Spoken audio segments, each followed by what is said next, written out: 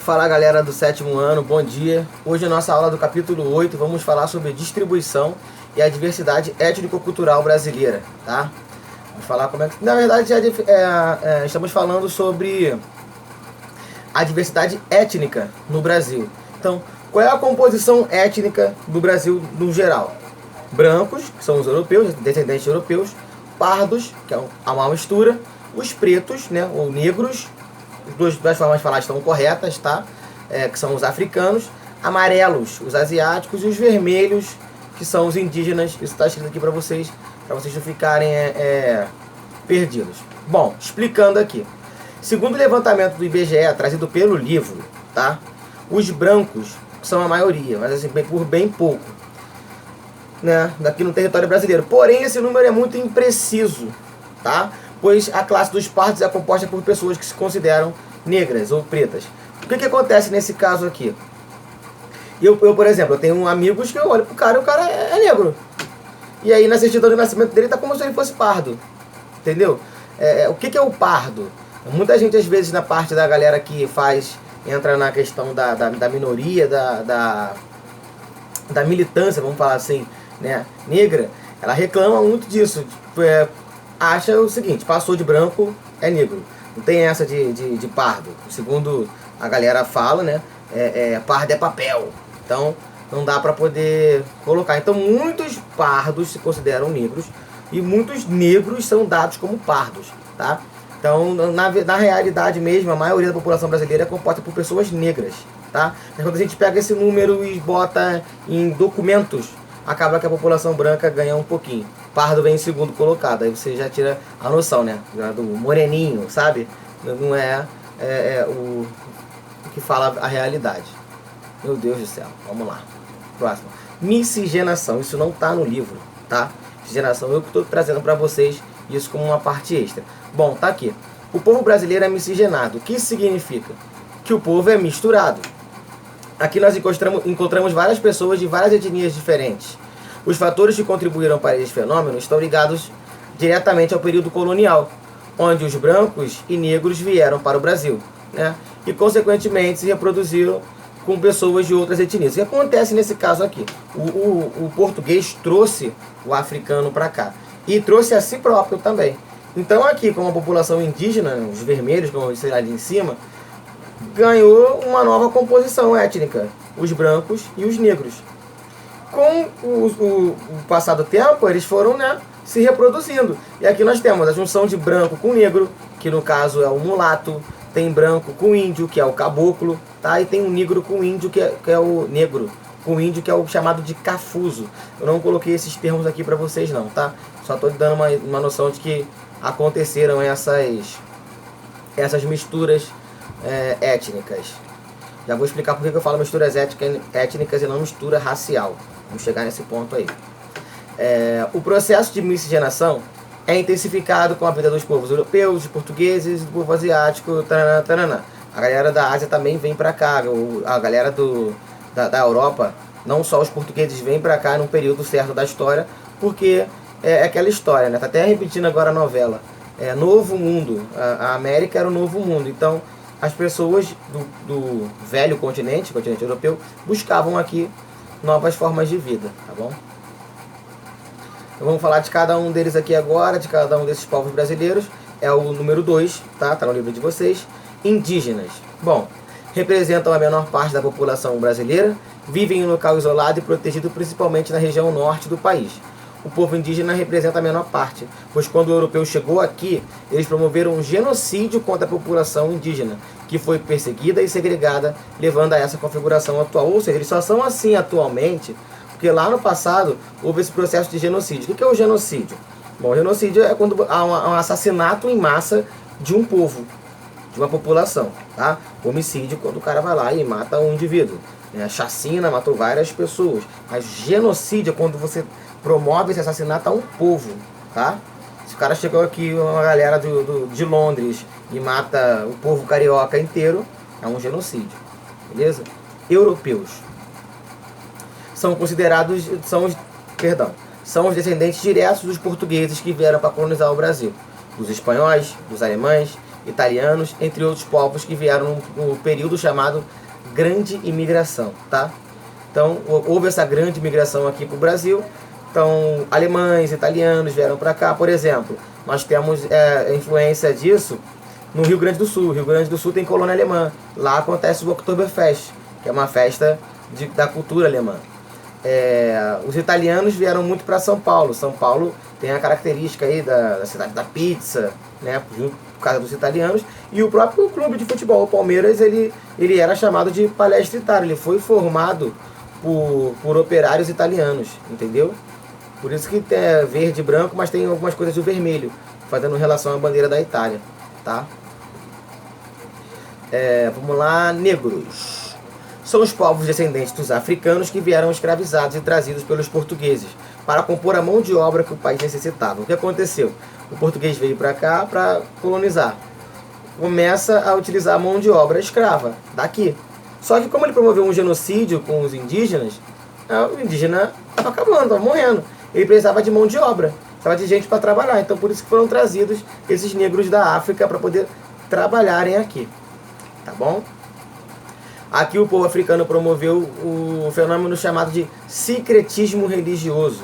Eu coloquei em negrito a palavra sincretismo religioso e a explicação principal, mas eu vou explicar tudo aqui para vocês, tá? Que é o resultado das imposições religiosas, olha só, é resultado das imposições religiosas implantadas pelos portugueses, que não deixavam que o povo africano adorasse seus deuses. Então, aí entra o X daqui da questão. O povo africano passou a buscar elementos similares na religião dos portugueses, o cristianismo, tá? E passou a nomear os santos, porque eles eram católicos, tá? De deuses africanos, com o nome de deuses africanos. Agora, nessa semana, nós vamos entrar no dia de São Jorge. Dia de São Jorge, que na cultura africana é chamado de Ogum. Então, então Ogum é São Jorge? Na verdade, não. Na verdade, eles buscaram uma similaridade na história de São Jorge com possivelmente a história de Ogum, e aí criou-se esse chamado sincretismo religioso. Vou dar um exemplo para vocês bem simples. Nós temos aí Thor, Loki e Odin, né? O Odin é o pai de todos, pode considerar como Deus. Thor é o filho de Odin, como se fosse Jesus. E Loki também é filho de Odin, mas ele é o pai da mentira, né? Ele é o sacana, aquela coisa toda. E aí você tem, né? Aí você pode fazer as relações que a gente tem com a nossa religião. Então, se nós fôssemos colonizados pelos vikings e fôssemos obrigados a seguir a religião deles, né, muito provavelmente isso iria acontecer. A gente não ficaria orando para Odin, né? A gente chamaria de Odin, mas com a direção a outro Deus, que é no caso o Deus que o cristão acredita. Entendeu? O povo africano também lá tem a sua similaridade. Tem Zambi, que é o Deus criador da luz. Se você fizer aí uma analogia, né? O Deus do cristão, ele também é o criador da luz. Ele não fala que haja luz, aquela coisa toda. Então, você encontra essas similaridades. Então, por que aconteceu o sincretismo religioso? Porque o cristianismo era similar à religião do povo africano. Então, eles encontraram esses elementos similares e foram colocando ali, né? Vamos falar palavras meio estranhas, mas anjos e demônios, você tem os orixás e os exus, entendeu? É mais ou menos isso. Então, o sincretismo religioso ocorre por causa disso.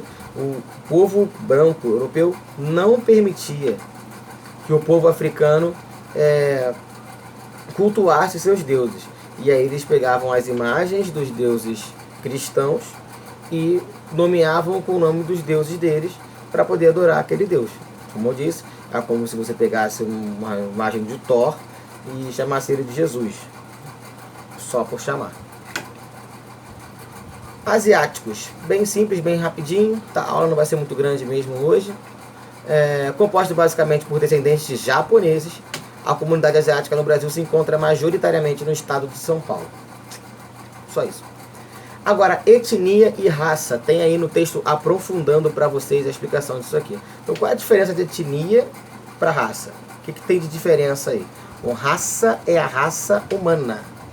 Nós somos humanos. A raça negra, que é o nome da banda, tá? A raça vermelha. Não. A raça é a raça humana, a gente não é bicho, a gente não é cachorro, tem o Lulu da Pomerânia, o Pinche, não, a gente é ser humano, tá? Agora, a etnia, aí sim está relacionada às características físicas semelhantes de um determinado povo. Então, a etnia, qual é a etnia, qual é a característica física semelhante do europeu? Que são brancos. O alemão, quando você pensa, falei agora, alemão, já vem na tua cabeça, tu vai imaginar um cara branco, de olho azul, de cabelo louro, que era o que Hitler defendia, raça ariana, alemães, né? Se eu falo francês, hoje em dia já está muito mais miscigenado, né? Da mesma maneira que você pode pensar em francês, um cara lourinho, branquinho, agora tem vários franceses negros, e a Copa do Mundo está aí para mostrar isso pra gente, tá? Você tem aí o Mbappé, tem todo mundo aí que você consegue observar isso nos próprios jogadores que refletem a sociedade. Tem um lutador também de judô, o mais brabo que tem aí da França, que é um senhor negrão, né? Brabo demais o rapaz, que aí tira onda. Nunca vi ninguém ganhar desse cara, acho que até invicto mesmo. E aqui no caso, então, você tem o povo africano, onde a maioria do povo africano é negro. Então, qual é a característica semelhante daquele povo? É aquela ali, eles são negros, igual nós temos a galera lá do Egito, da Arábia, que é tudo aquele cabelão, né? Tipo do Salah, cabelo estranho, alguns vão saber quem é que eu tô falando, mas é uma coisa bem Mohammed, sabe? Cara de árabe. Então, o pessoal com cara de árabe, aqueles Habib da vida ali, eles têm tudo a mesma cara. Por quê? Chinês. Japonês é tudo igual, o cara vê um japonês e chama de chinês. Ou vice-versa, né? Fala com o China ali, o cara do Japão. Agora, todo mundo tem olho puxado, é chinês. Passa na rua, chama o cara de coronavírus. Eu sei como é que funciona. Então, tudo isso a gente tem como característica de um povo. Aquela galera do povo asiático aí, daquele pedaço dos tigres asiáticos, qual é a característica deles? Ó? Olhinho puxadinho, assim, eu não preciso nem puxar muito, meu que já é pequeno também. Então esse povo, essa galera, tem uma característica comum. Isso é absolutamente normal. O Brasil não, o Brasil, como eu falei lá em cima, ele é super miscigenado. Então até a questão de passaporte, cara, o nosso passaporte é valorizado. E o cara chega lá, né? Aí vem aqui, essa cara aqui. Falo que sou brasileiro, eu sou brasileiro. Vai vir um cara aqui com o olho puxadinho, meio japonês, vai falar que é brasileiro, ele é brasileiro, qual o problema? Vai vir um cara aqui, um armário, um negão, pá, brasileiro? Brasileiro, tranquilo. Agora, imagina um cara vem, né, um pique um angolano, tipo um Usain Bolt, aí fala que é japonês. O cara vai acreditar que ele é japonês? Ele não tem característica física nenhuma de japonês. Não tem semelhança nenhuma de japonês. Nem no tom de pele, nem no tamanho, nem nada. E aí você vai olhar e o cara fala, pô, pelo amor de Deus, cara. Bom, meu amigo, pra cima de mim, tu é japonês? Vamos rever isso aí. E aí, da mesma forma, que se chegar um japa, pequenininho, olho puxado, mete um passaporte da Nigéria.